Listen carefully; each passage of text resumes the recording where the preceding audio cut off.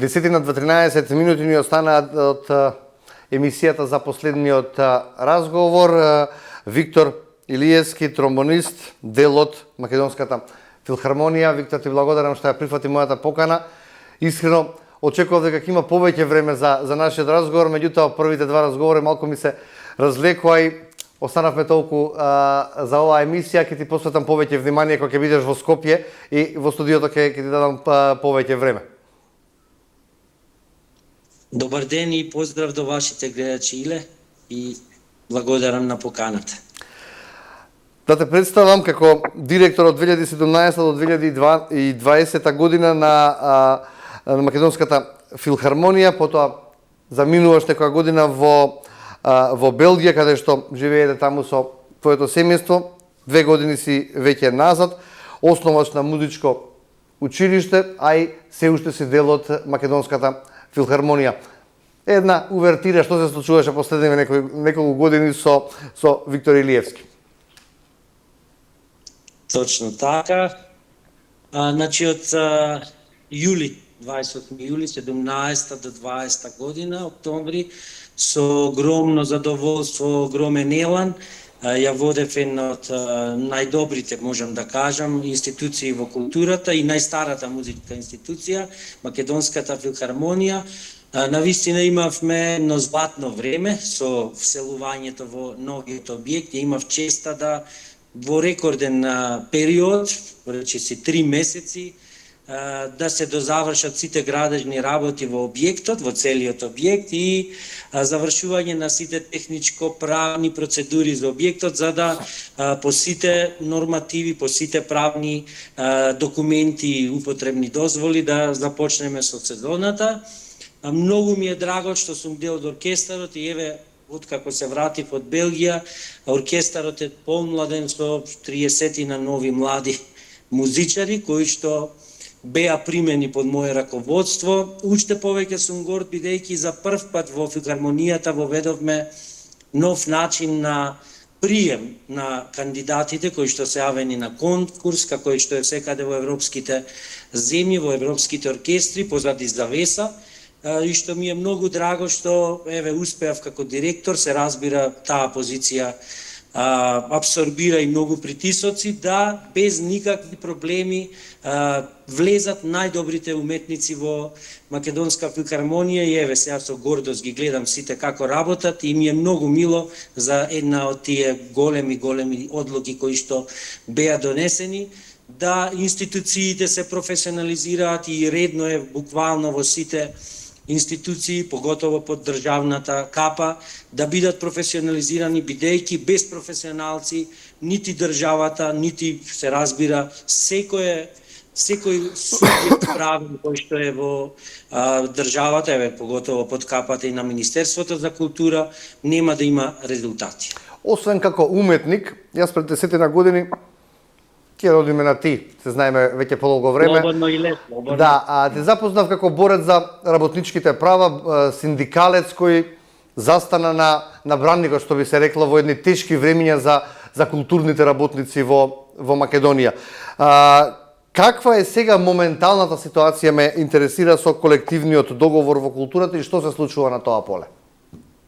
Точно така, Иле, ти беше од ретките новинари кои што во секое време можевме да дадеме слободна изјава и не така сите медиуми тоа го правеа.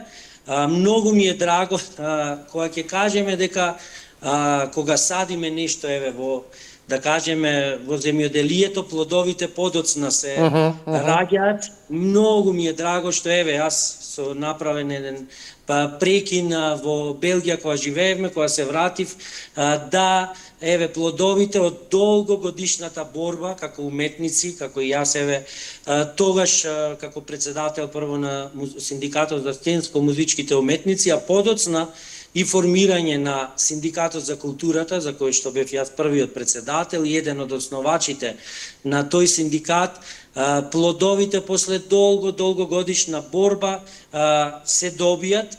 Меѓутоа, морам да кажам дека и сум разочаран во овој период, поготово еве последната година што се случува, да еден колективен договор кој беше потпишан, последниот договор 22 мај 2005 година, во кој што исплатата на платите беше регулирана во членот по условно неквалификувани работници како уметници, замислете, и така тоа траеше со години. Јас уште од самото вработување бев од тие одбори, штрајкувачки и така натаму, и ме препознаа како дека можам да бидам лидер, и испадна дека навистина со голем труд, на искреност, и ќе нагласам дека про боно тоа го работевме, и таа работа, значи како без никакви дневници, никакви хонорари, иако Синдикатот за култура подоцна и се соедини со голем број на институции од културата, успеавме да се избориме секој на свој начин. Јас од 17 година добив покана да станам директор, меѓутоа јас исто така големо влијание имав и во Министерството за култура и од другата страна да се потпише тој колективен договор. Се разбира, тогашната влада даде зелено светло, меѓутоа после толкава борба од 15 години да се добие тој колективен договор, замислете да сега се руши со сите сили, со сите снаги. Јас не можам Што им пречи на властите од тој договор, ме интересира?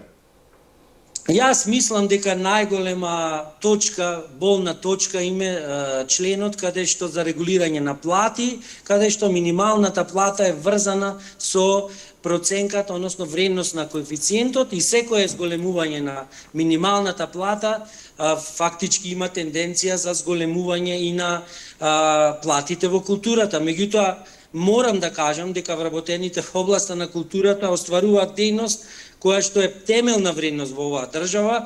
Како такви, вработените во културата мора да им се обезбеди апсолутна слобода на научно, уметничко и други видови на творештва, како загарантирано. Меѓутоа, само на таков начин истите ќе можат да ја остваруваат својата основна цел и дејност, а тоа е создавање на трајни културни вредности, како и заштита и користење на материјално и духовно творештво. Во оваа ситуација не станува збор дека ќе се нападнат само платите, кои што, морам да кажам, сум разочаран. Јас кога се вработив, никој мене како уметник не ме сожалуваше.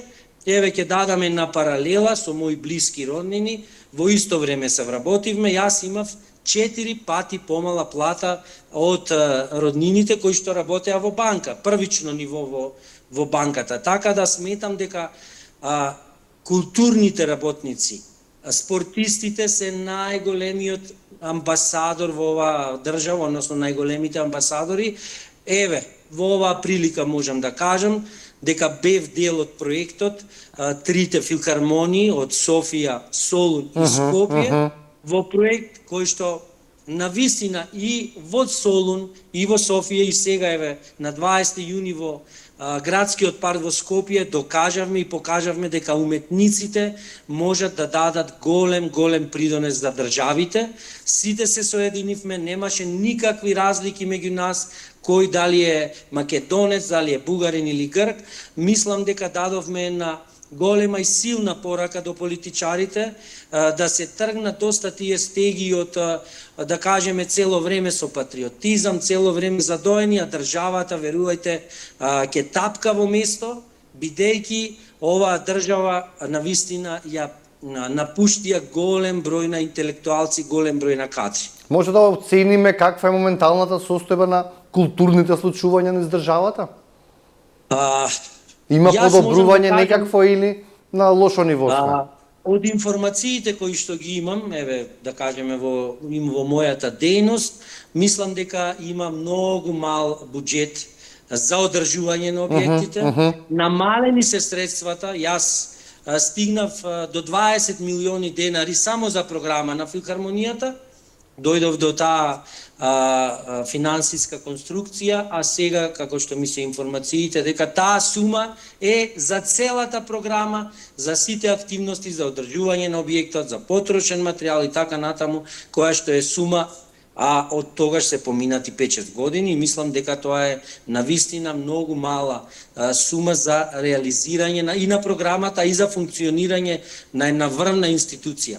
И истото верувам дека и во другите институции, меѓутоа се надевам на разум од страна на и на Уставниот суд да поведат размислувања, бидејќи во 2011 година сакам и Фелата и моите колеги од синдикатот да ги подсетам дека како синдикат на сценско-музички уметници поведовме иницијатива за оценување на уставноста за законот за јавни службеници и тогаш Уставниот суд не издвои и покажа дека ние не можеме да припаѓаме во целиот тој државен апарат во кој бидејќи нашата струка е специфична и приемот и целиот начин на образование, големиот долг процес низ тргање уметник да стане и да се вработи во институциите како уметник, како актер, како во музеите и така натаму. Меѓутоа се надевам дека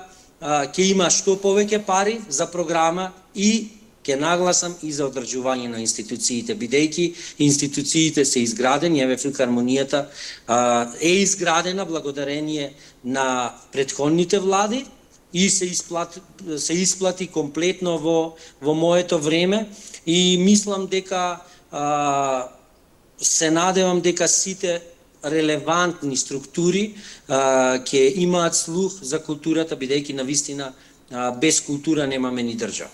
Те молам во 60 секунди, бидејќи мораме да го подготвуваме и студиото за вести, како културата да биде таргетирана и да добие приоритет во македонското општество.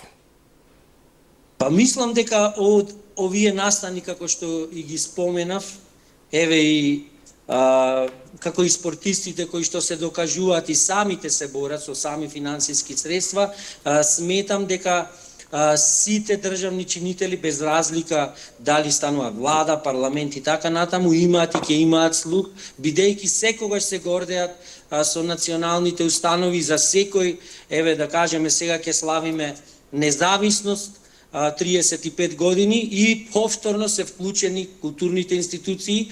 Еве, апелирам да имаат слух за културните работници, бидејќи без нив и без културата навистина државата, сите контури, сите атрибути кои што ги има се потпира и на темелите на културата и културните вредности.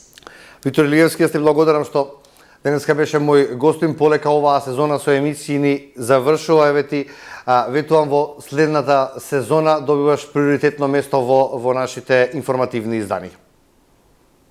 Ти благодарам, Миле, и имате убав ден. Благодарам уште еднаш. Почитувани, ние овде го завршуваме денешното Студио 10. За неколку минути почнуваат и првите студиски вести, затоа не го менувајте каналот.